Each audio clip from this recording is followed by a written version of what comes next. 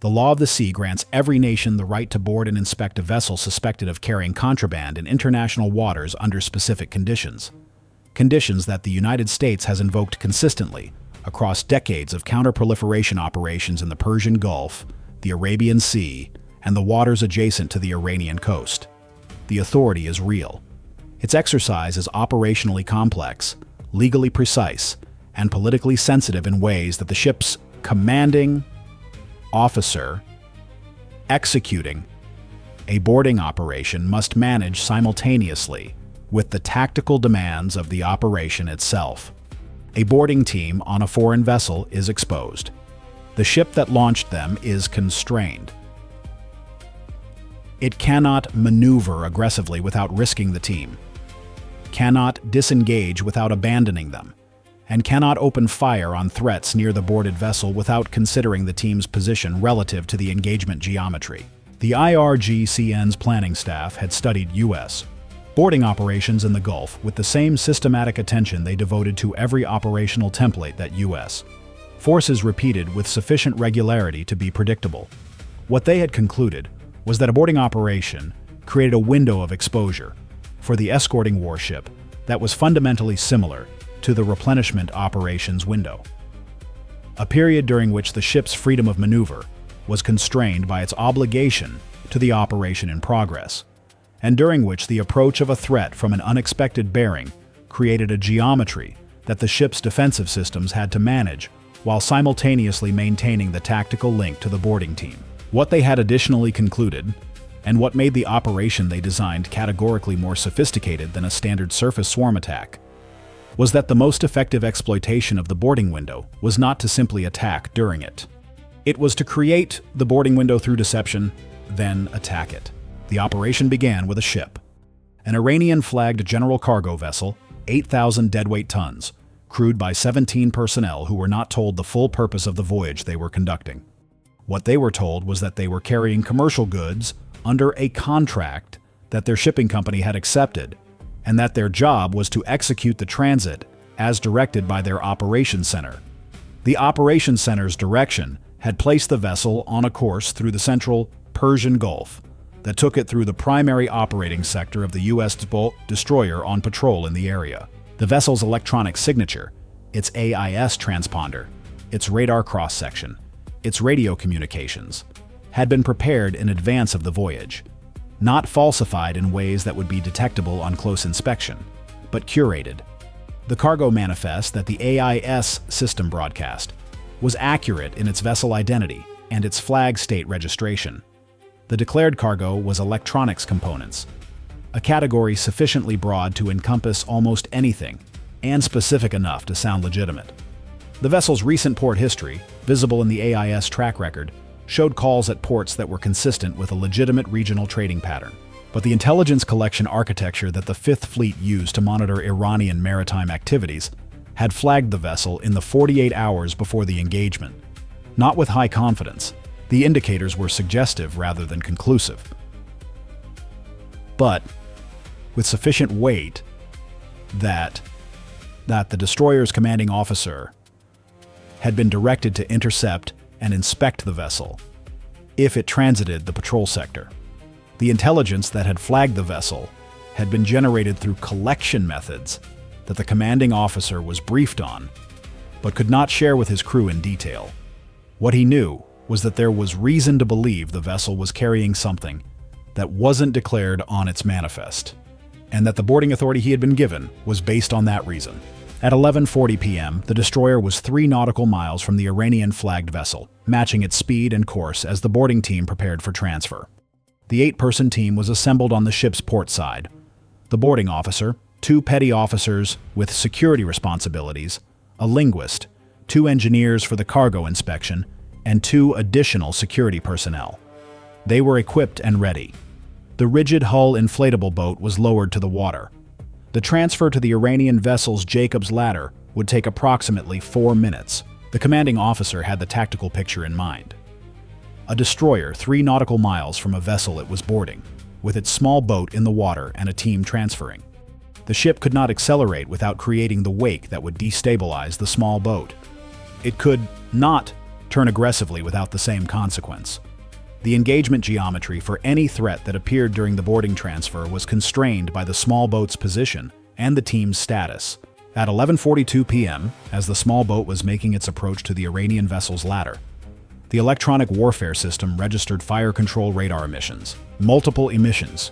4 separate bearings, each consistent with a different coastal or surface platform, all activating within a 4-second window.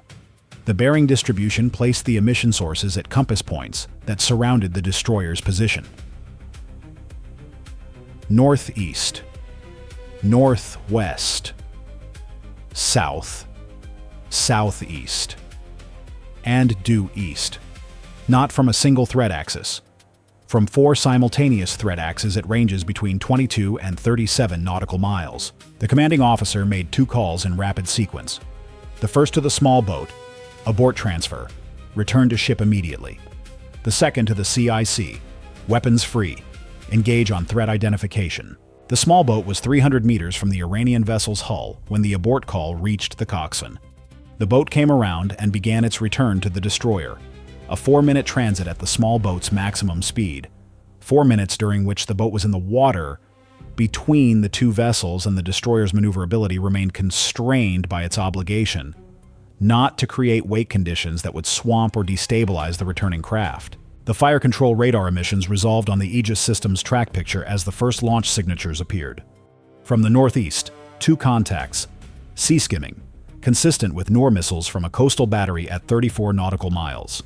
From the northwest, 3 contacts, lower altitude, slower, loitering munitions from a bearing that placed the launch origin at 22 nautical miles. From the south-southeast, 2 contacts, medium altitude, faster, cruise missiles from a surface platform at 29 nautical miles. From the east, 4 contacts, the smallest radar cross-sections of the 4 groups, consistent with a short-range drone system from a position at approximately 18 nautical miles. 11 contacts, 4 approach bearings. The destroyer was 3 nautical miles from an Iranian vessel with its small boat in the water, and 4 minutes of constrained maneuverability before the boat was recovered.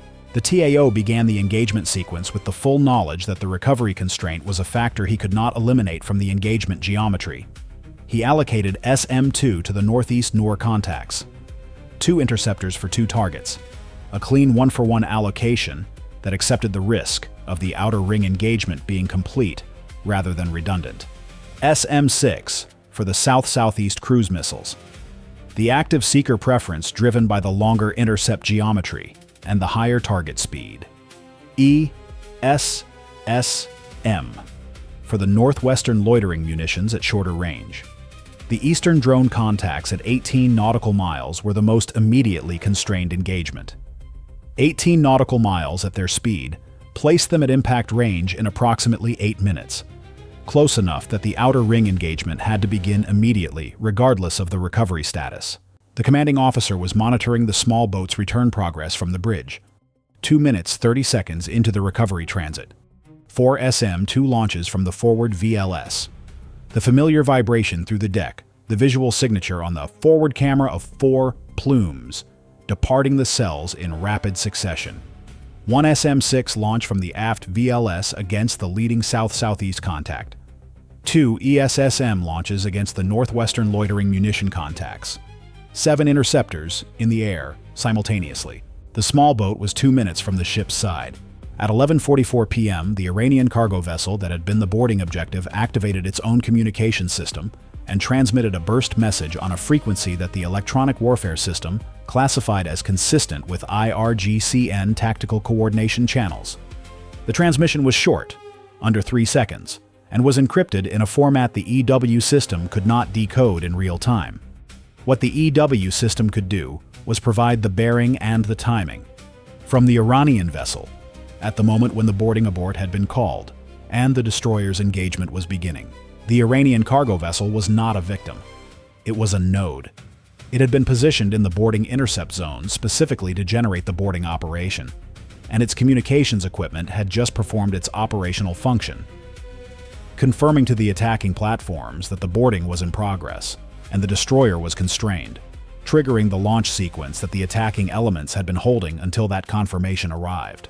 For 4 minutes and 4 seconds, from the moment the abort call reached the coxswain to the moment the recovery davit hook engaged, the destroyer fought an 11-contact, forbearing engagement with its small boat in the water, and its maneuvering freedom constrained to a 5-degree arc on either side of the current course. The constraint was physical. The small boat's transit back to the ship traced a fixed line across the water's surface, and any course change that exceeded the tolerance of that line would place the ship's wake in the boat's path. The wake of a destroyer accelerating or turning produces conditions that a rigid hull inflatable moving at maximum speed cannot safely navigate. The commanding officer knew this. The TAO knew this. The engagement was being conducted within a maneuvering box defined not by tactics, but by the geometry of a small boat moving through open water at 22 knots. Inside that maneuvering box, the Aegis system was building and executing intercept solutions that were less optimal than the same solutions would have been from a maneuvering ship. A destroyer's standard response to a multi-axis missile threat includes course changes designed to optimize the engagement geometry, placing the threat axis off the bow rather than off the beam, maximizing the range at which the inner ring engagement is conducted, using speed to introduce closing rate variables into the attack's fire control solutions. None of these responses were available. The ship was, for 4 minutes and 4 seconds, a fixed target with guided weapons. The watch team in the CIC knew what the boat in the water meant for their engagement geometry. None of them named it aloud. There was no operational benefit to naming it. The constraint was already in the engagement plan the TAO had built, already factored into the interceptor allocations. Already the reason the SM-2 allocation against the Northeast NOR contacts was 1-for-1, rather than the redundant 2-for-2 that the standard protocol would have specified. The constraint was being managed. Managing it was the job. On the water, 100 meters astern and closing, the coxswain was running the boat at its structural speed limit, the hull slamming against the Gulf's small chop in the specific way that rigid hull inflatables slam when their operators are pushing them past the comfort range of their design performance. The boarding team was seated, holding the grab lines along the gunnels, watching the destroyer's stern getting larger in front of them. They could hear, over the engine noise and the impact, overwhelm the bow, the hull. Again, in such seas, the water, something else, the deep percussive report of VLS launches from the ship ahead of them. The sound traveling across the water before the vibration in the hull told them something was happening aboard the ship they were trying to reach. The boarding officer in the boat did not know what was happening on the ship's combat systems. He knew the ship was launching weapons. He knew his crew was in a small boat in open water. He told his coxswain to go faster. The coxswain was already at maximum speed, 90 seconds from recovery. The eastern drone contacts were at 12 nautical miles and inside the ESSM threshold. The TAO launched 2 ESSM interceptors against the leading eastern contacts while monitoring the small boat's recovery progress on the camera feed from the ship's fantail. The ESSM launches added their characteristic higher frequency deck vibration to the ongoing sequence of launch signatures that the boat crew could hear and feel from 100 meters astern, 60 seconds from recovery. The northwestern loitering munitions had been reduced to 1 surviving contact by the initial ESSM engagement. It was at 8 nautical miles. A third ESSM was in the launch sequence, the fire control solution building on the degraded engagement geometry imposed by the constraint. The solution was not optimal. It was executable, 30 seconds from recovery. The surviving northwestern contact was at 7.5 nautical miles. The ESSM launched. The south-southeast second cruise missile was at 15 nautical miles. The follow-on SM-6 tracking it. The eastern drone contacts were at 10 and 9 nautical miles. 2 contacts remaining after the ESSM intercepts. The davit hook engaged at 11:46 a.m. in 4 seconds. 11 seconds elapsed between the hook engagement and the commanding officer's course change order. The time required for the deck crew to confirm the boat was secure and transmit the recovery complete signal to the bridge. 11 seconds of continued constraint after the boat was physically aboard. The operational reality that a hook engagement does not equal a recovered boat until the confirmation signal has been transmitted and received. The course change order came at 11:46 a.m. and 15 seconds. The commanding officer absorbed this information in approximately 4 seconds and made the decision that the situation required. The Iranian vessel was a threat platform. Its crew were operational participants in an attack on a U.S. null Navy ship, regardless of whether they had been fully informed of their role. The vessel would be treated as a hostile contact. He did not fire on the Iranian vessel. The 17 crew members aboard it were not legitimate targets under the rules of engagement that governed his situation, regardless of the vessel's operational role, because the crew had not themselves engaged in a hostile act. Sol Renaissance sakes arrive. How are out right? Training and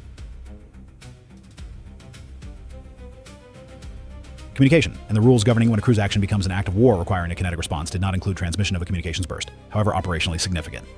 The commanding officer made a legal and moral assessment in real time, under fire, and concluded that the Iranian vessel would be treated as hostile in terms of its proximity to the engagement, but would not be engaged kinetically.